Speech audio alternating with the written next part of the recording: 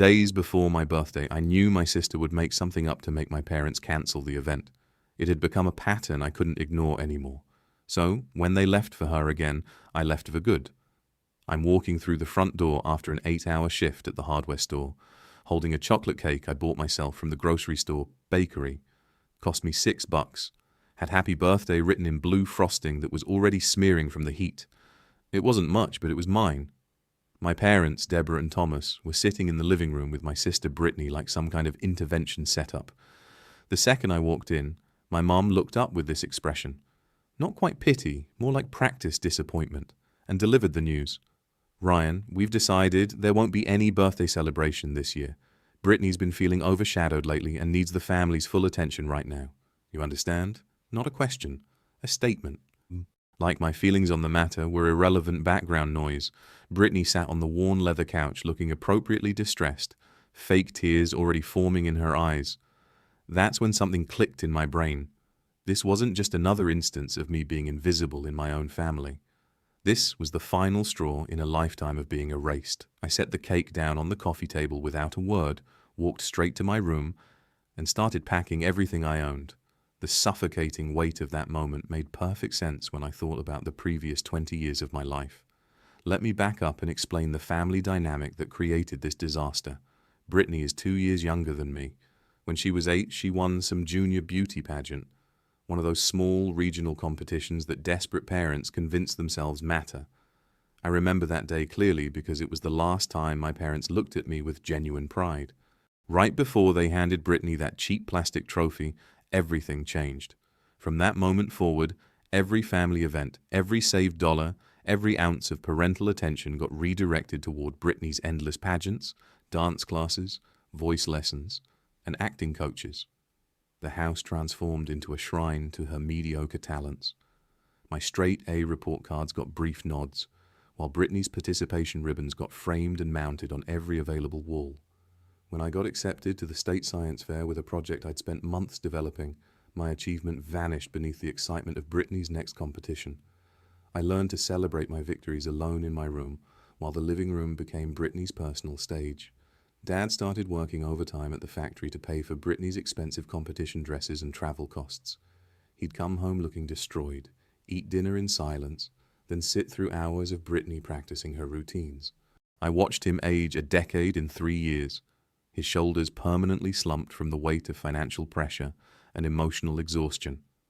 The only person who saw through this madness was my grandfather Frank, Dad's estranged father, who lived across town.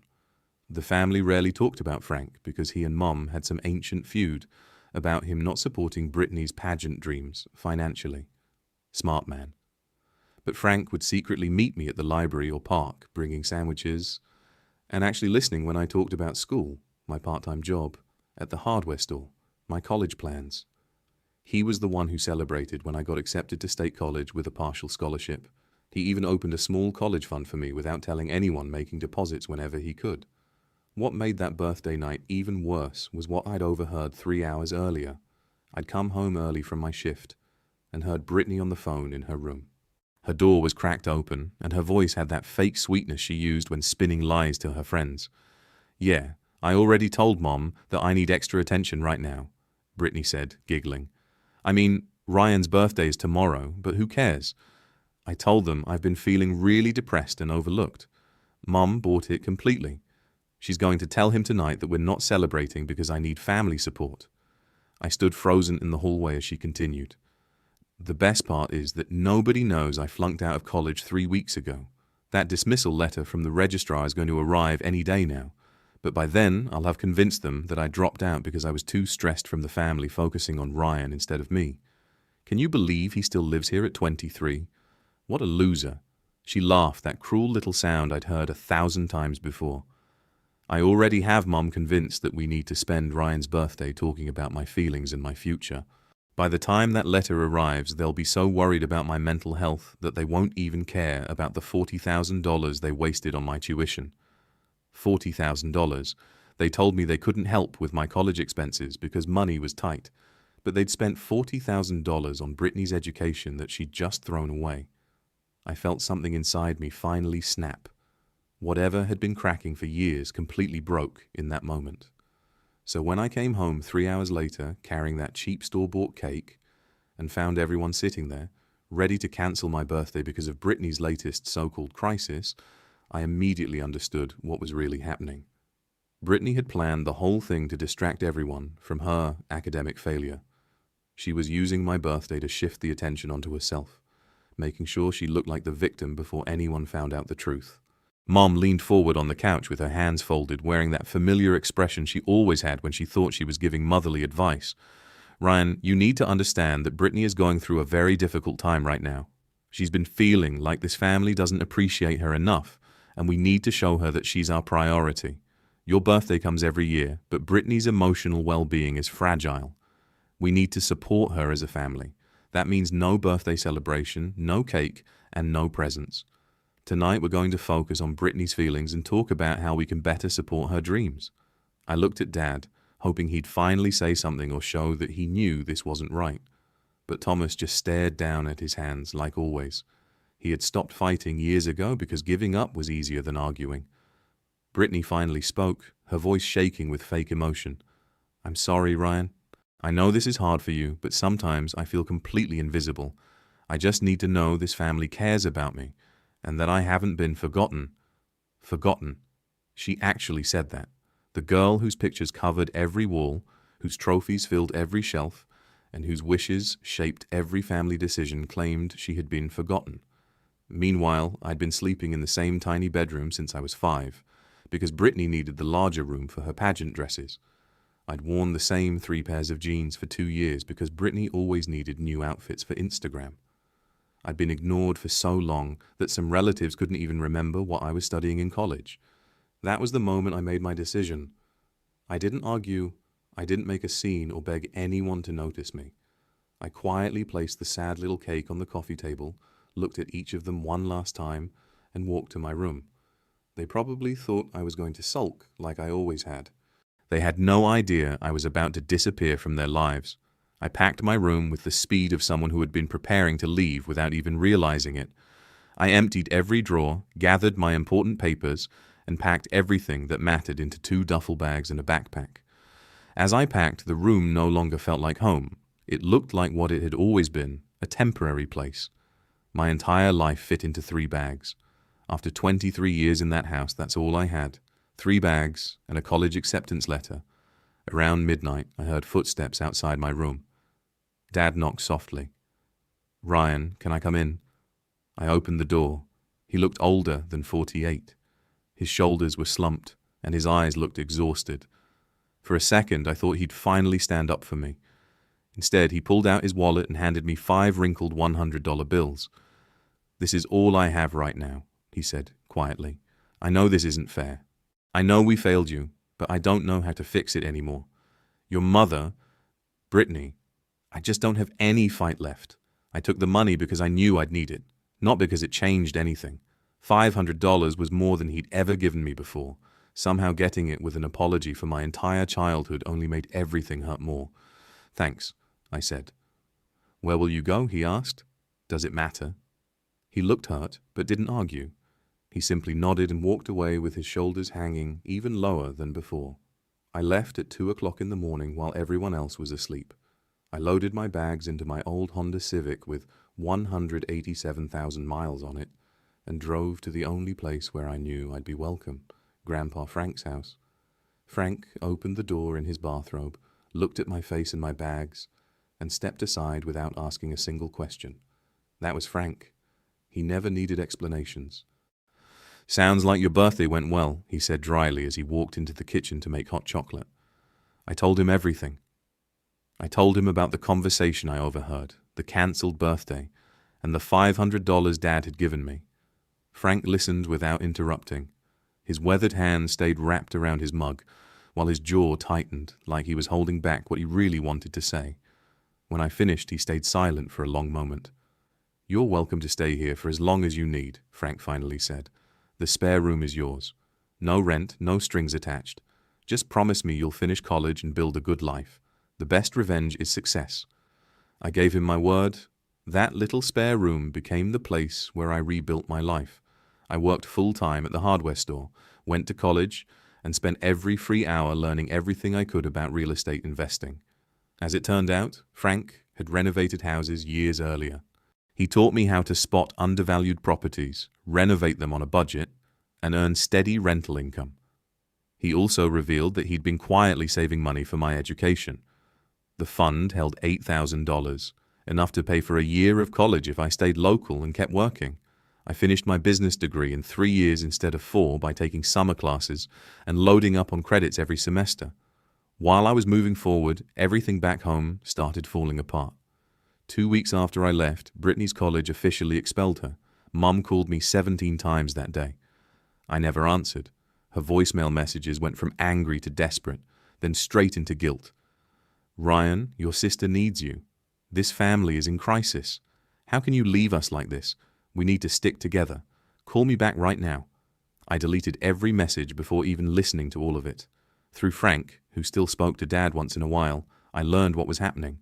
The $40,000 tuition bill had finally come due. Brittany's excuse about her mental health didn't work after the college confirmed she had failed every class because she barely showed up.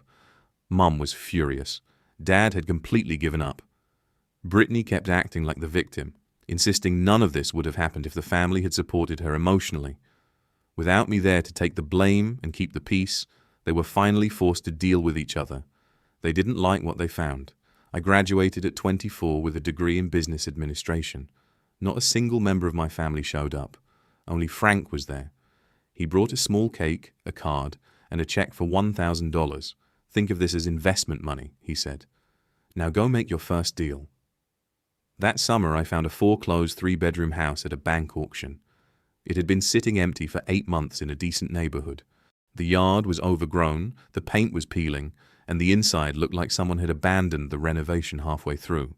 Perfect. The bank listed it for $52,000, but I could tell they wanted it gone. Most buyers didn't want a house that needed that much work. I spent a week studying comparable sales, estimating repair costs, and putting together a renovation budget. I offered $47,000, expecting a counteroffer. Instead, they accepted $45,000 within 24 hours. I used Frank's $1,000 and every dollar I'd saved from 3 years at the hardware store for the down payment. Then I got a small business loan using the property as collateral. The loan officer wasn't convinced at first, but after looking through my renovation plans and spreadsheets, he approved it. The next 6 months were exhausting. I worked my regular job all day, then spent every evening at the house until midnight. I tore out the filthy carpet and discovered beautiful oak hardwood floors underneath that only needed refinishing. I repaired walls, painted every room, and replaced old light fixtures with newer ones I bought at an employee discount from the hardware store. I handled the landscaping myself, spending weekends pulling weeds and planting shrubs. I learned plumbing from YouTube videos and by asking contractors I knew for advice. I taught myself basic electrical work the same way. I made plenty of mistakes. The first faucet I installed leaked for 3 days because I forgot a washer. The first light switch I wired worked backwards. But every mistake taught me something. By the end of the project, I could confidently handle most basic home repairs. I also learned about permits, inspections, and all the little details that separate a professional landlord from someone just guessing. I found out certain electrical work required city permits, and rental homes had to meet safety rules like installing hardwired smoke detectors. At first, every regulation felt like another obstacle, but eventually I realized they were simply part of doing the job the right way.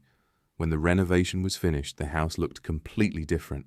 Fresh paint, restored hardwood floors, updated fixtures, and a clean landscaped yard. I hired an appraiser, and the house came back valued at $89,000. After 6 months of hard work and about $15,000 in repairs and permits, I had created roughly $44,000 in equity. I listed the house for rent at $1,200 a month. Within the first week, I received 14 applications. I chose a young married couple who both worked as teachers. They had stable jobs, excellent references, and no warning signs at all. The rent easily covered the mortgage, property taxes, insurance, and maintenance costs, leaving me with about $200 extra every month. I put every dollar of that profit into savings for my next investment. More importantly, that first house proved I could actually do this. It was never just about making money. It showed me that I could take something neglected and turn it into something valuable with my own work and determination. The second property came 8 months later. It was another foreclosure, this time a duplex. I followed the same formula, research the numbers, buy it, renovate it, and rent it out. The difference was that I knew what I was doing now. By the time I finished, I could tile a bathroom, install a toilet, wire a ceiling fan, and repair drywall better than many contractors I'd worked around. My third purchase was a small house with a half-finished kitchen. The previous owner had started tearing it apart before giving up completely. I spent 3 months finishing the renovation, teaching myself how to install cabinets and countertops along the way. Every property taught me new skills. Every renovation made me better. Every successful rental gave me more confidence. By the time I turned 26, I owned 3 rental properties. At 28, I had 7. By 30, I was running a small real estate investment company with 15 rental properties, producing steady monthly income. I'd built everything from scratch using the same determination my family had always criticized. Over those years, my family occasionally tried reaching out. Mom called on holidays, leaving messages about forgiveness, healing, and putting the past behind us. Brittany found me on social media and sent long messages claiming she had changed and wanted to apologize. I ignored every one of them, not because I wanted revenge, but because I honestly had nothing left to say. They belonged to a chapter of my life that had already ended. Then Frank got sick. He was diagnosed with stage 3 cancer at 72. Being as stubborn as ever, he chose limited treatment because he wanted to live and die on his own terms instead of spending his final months in a hospital. I moved back into his house to take care of him. That was when my family suddenly decided to reappear. One afternoon, while I was at work, Mum showed up at Frank's house. She had heard through relatives that he was dying and probably thought I would be vulnerable enough to reconnect. Frank answered the door himself and refused to let her inside. "Deborah," he said, "you've got a lot of nerve coming here after everything you did to that boy." "I'm his mother," she replied. "I have every right to see my son. You lost that right the day you chose your daughter's fantasy over your son's reality. Ryan doesn't want to see you. Now leave before I call the police." She walked away, but she left a letter behind. Frank handed it to me that evening. I almost threw it away unopened, but curiosity got the better of me. The letter was 3 pages of excuses. She claimed she had always loved both of us equally. She insisted she'd only been doing her best. She wrote that Brittany had changed and was finally trying to become independent. There wasn't a single real apology, only excuses wrapped in self-pity. Then came the last paragraph.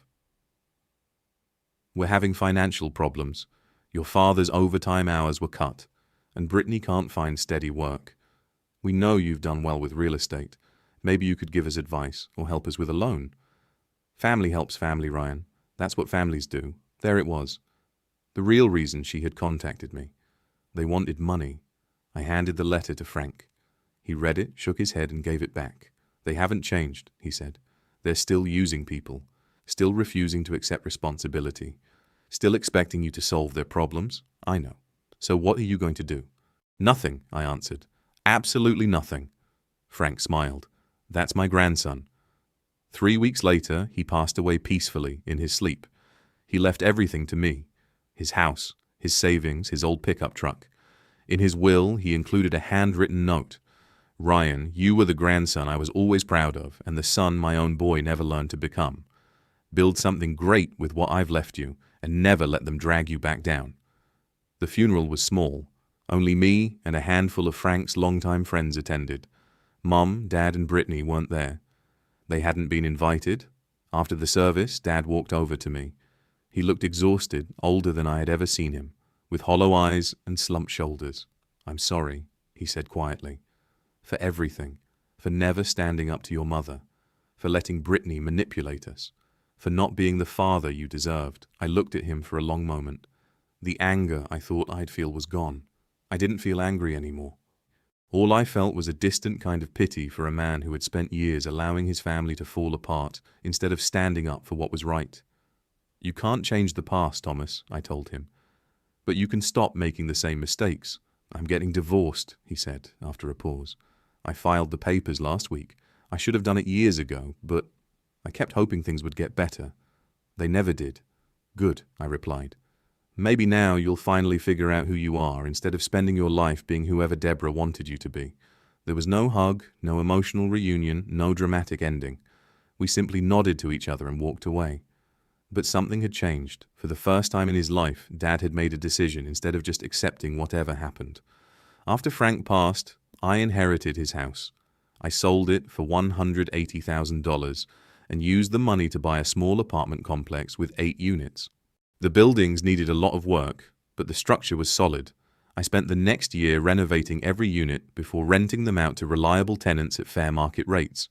From there, the business kept growing. By the time I was 32, I managed 43 properties across 3 counties. By 35, I had expanded into commercial real estate, buying small office buildings, retail centers, and even a warehouse complex. Every purchase followed the same approach.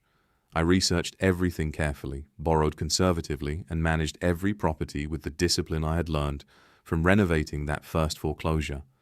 The biggest difference was how I treated my tenants. I saw them as people, not paychecks. I answered maintenance requests within 24 hours, kept every property in great condition, and charged fair rent instead of squeezing every extra dollar out of people. Before long, people started recommending me. My vacancy rate stayed under 5% while most landlords were dealing with 12 to 15%. I also began helping young investors who reminded me of myself at 24, hardworking people who had the drive but lacked experience or connections. I'd meet them for coffee, review their plans, and sometimes even invest alongside them on their first property. Helping them succeed using the lessons Frank taught me felt like the best way to honor everything he'd done for me. The company eventually became profitable far beyond rental income. We specialized in distressed properties that other investors avoided. Houses with code violations, strange layouts, or difficult locations didn't scare me anymore. I'd learned that most problems had solutions if you approached them methodically. By the time I turned 33, the business was bringing in more than 7 figures a year. Not bad for a guy who had walked away from home at 23 with $500 and a couple of duffel bags. Somewhere along the way, I'd become genuinely wealthy. Not private jet wealthy, but comfortable in a way my parents had never been, even though they had spent years pretending everything was perfect. The difference was simple. I had built real wealth. They had built appearances using credit cards and overtime. Then I met Natalie. She was the real estate attorney handling the closing on a small office building I had purchased to convert into mixed-use retail space. The previous owner had become overwhelmed by code violations and decided to sell at a loss. I saw opportunity where everyone else saw problems. Natalie walked into our first meeting wearing a tailored suit and carrying a heavy briefcase. She was confident, efficient, and had absolutely no patience for wasted time. Within 5 minutes, she found 3 title issues that another attorney had completely missed. 10 minutes later, she already had solutions for every one of them. "You actually read the entire contract?" I asked. "Most attorneys barely look at the standard paperwork." "That's my job," she answered without even looking up. "You'd be surprised how many people pay lawyers to do things they could have done themselves if they had simply read the documents." After the closing, we grabbed coffee together. She said she liked working with investors who actually understood what they were buying instead of chasing easy money. We ended up talking for 2 hours about real estate, business, and property law. She told me she'd grown up in a trailer park and worked 3 jobs to pay her way through law school. Like me, she had no patience for people who blamed the world instead of improving their lives. "My mom always told me I should find a nice, stable man to take care of me," Natalie said during one of our first dates. She meant it as good advice. I took it as a perfect example of what not to do. We connected almost immediately. We were 2 people who had built our lives from nothing and understood that success wasn't about proving other people wrong. It was about creating something nobody could ever take away from us. Natalie understood family problems in a way most people never could. Her father had been an addict who emptied the family savings more than once before disappearing when she was 12. Her mother had spent years defending him, choosing loyalty to a destructive husband instead of protecting her children. Like me, Natalie learned early that sometimes the people who are supposed to love you are the ones holding you back. "You know what I love about real estate?" she asked one evening as we sat at my kitchen table reviewing contracts. Buildings don't lie.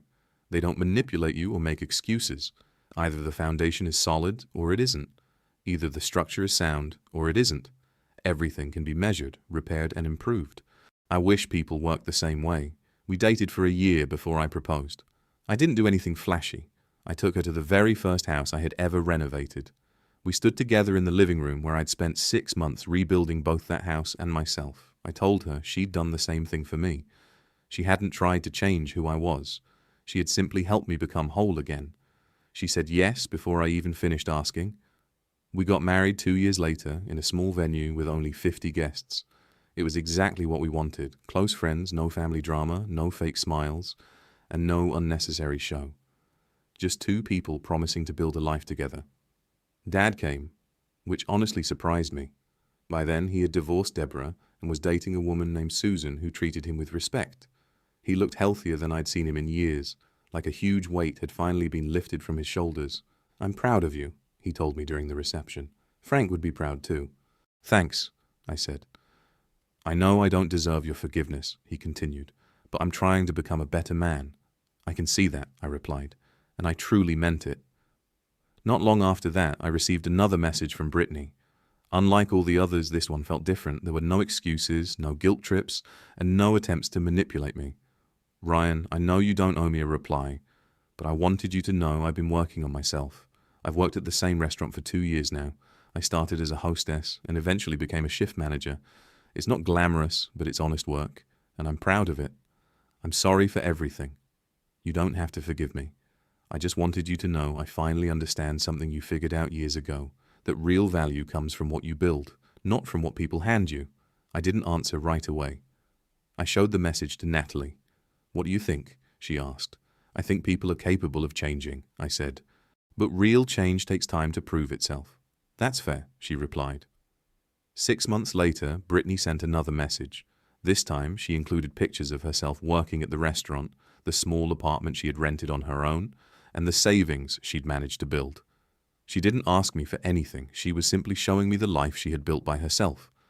I finally replied with one sentence. "I'm proud of you for putting in the work."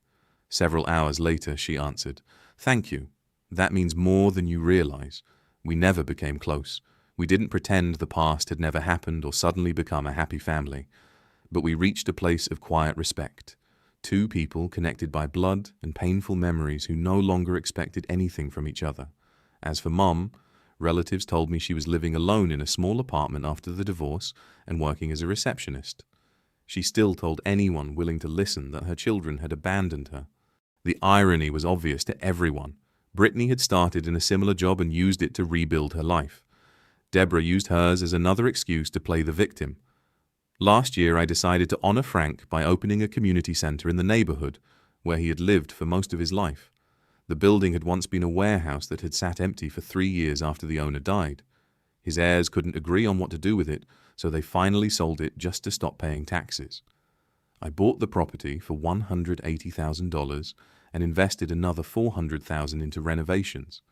It was a huge building with 12,000 square feet of space and endless potential.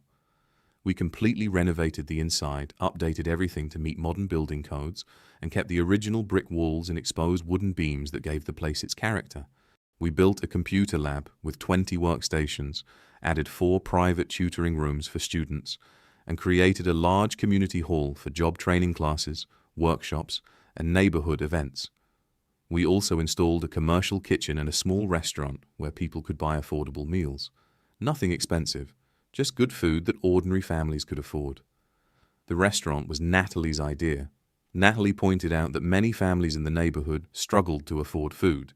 She said giving away free meals could make people feel embarrassed, but charging $1 for a hot meal let them keep their dignity while still getting the help they needed. She was right. My wife spent 8 months helping renovate the building. She managed contractors and worked alongside me whenever she had time. Little by little, the abandoned warehouse turned into something the whole neighborhood could be proud of. We named it the Frank Foundation, after the man who taught me that real success means building ladders for other people instead of pulling them up behind you. More than 200 people came to the grand opening. Local families, business owners, city officials who had helped us with permits, and neighbors who had watched the project come to life. The computer lab was fully booked for the next month before we even opened. 3 local teachers volunteered to provide free tutoring, and 5 people from the neighborhood applied to work in the restaurant. Dad came with Susan. Brittany came with her boyfriend and their baby son, Noah. She'd named him after Frank's middle name. Natalie's family was there too, along with close friends, business partners, and people I'd met over the years. Looking around the room, I realized something that hit me harder than I expected. I had built this. Not just the building, not just the business, not just the financial success. I had built a life surrounded by people who genuinely wanted to be there, people who cared without expecting anything in return. During my speech, I talked about Frank and everything he'd taught me. Resilience, self-respect, and the difference between the family you're born into and the family you choose. Frank used to tell me the best revenge isn't proving other people wrong, I said. It's proving yourself right. He taught me that when people try to make you feel small, you don't shrink to fit their expectations. You keep growing until you've completely outgrown them. The room went completely quiet. Everyone was listening. Some people will try to dim your light because it forces them to face their own darkness. They'll convince you that you're nothing because your success threatens the story they've told themselves. But when you choose yourself instead of their approval, you don't just save your own life. You show other people they can do the same. I looked over at Dad, whose eyes were filled with tears, then at Brittany, gently holding Noah, then at Natalie, who understood better than anyone what it meant to rebuild a life from broken pieces. Frank chose to believe in an invisible kid. Thomas chose to stop living a lie. Brittany chose honest work instead of manipulation, and I chose to leave a house that never truly felt like home and build something real. That's what this foundation stands for. It's never too late to choose a different path. The room erupted into applause, but I still had one more thing to say. The greatest gift Deborah ever gave me was showing me exactly who I never wanted to become. By canceling my birthdays, she taught me to celebrate my own life. By telling me I was nothing, she gave me the drive to become something. By leaving me out of the family picture, she gave me the chance to create my own. Dad stood up. He never would have done something like that years earlier. "That's my son," he said loudly enough for everyone to hear. "That's my boy." The celebration lasted well into the evening. Before Brittany left to put Noah to bed, she hugged me. For the first time, there was no hidden motive behind it. "Thank you," she whispered. "You showed me that people really can change." "No," I told her. "You changed because you chose to." Dad stayed until the very end, helping stack chairs and clean up instead of expecting someone else to do it. As we worked, he looked around the empty room that would soon be filled with children learning and families finding support. "I wasted 20 years being afraid," he admitted. "Afraid of your mother's anger, afraid of conflict, afraid to do what was right. The funny thing is, once I finally stood up for myself, I realized I should have been afraid of wasting all those years instead. Better late than never," I said. He nodded. "I just wish I'd been brave when you needed me most." "We can't change what happened," I replied. "But you're here now. That matters." Later that night, after everyone had gone home, Natalie and I locked the doors together. She took my hand and smiled. "Do you know what the best revenge really is?" she asked. "It's not money. It's not success. It's not even happiness. It's reaching a point where the people who hurt you no longer control your thoughts. Deborah is probably still angry, still blaming everyone else. But you've moved so far beyond her that she isn't even part of your story anymore. She's simply the reason your journey began." She was right. I hardly thought about Deborah anymore. When I did, it felt no different than thinking about the problems of someone I barely knew. Any control Deborah once had over me was completely gone. It had been replaced by real relationships, hard-earned success, and a life I built myself. Looking back now, having my own birthday taken away turned out to be the greatest gift my toxic family ever gave me. It forced me to stop waiting for them to celebrate me and start valuing myself instead. It taught me that you can never earn love from people who see your success as a threat, and most importantly, it showed me that sometimes the best way to honor your past is to become everything others tried to stop you from becoming. I'm 37 now. Natalie and I are raising 2 children in a home where birthdays are celebrated, accomplishments are recognized, and love is never conditional on competing with someone else. Brittany brings Noah over for Sunday dinners, where he spends time with his cousins, and grows up learning that family gatherings can be filled with laughter instead of criticism. Dad has become the grandfather he never managed to be as a father. He still apologizes from time to time for everything he missed, and I always give him the same answer. We can't rewrite the past, but we can decide what kind of future we build. As for Deborah, I still hear updates through distant relatives. She's living the same life, working as a receptionist and telling anyone willing to listen that her ungrateful children abandoned her. The difference between her and Brittany says everything. Brittany chose to grow. Deborah chose to stay a victim.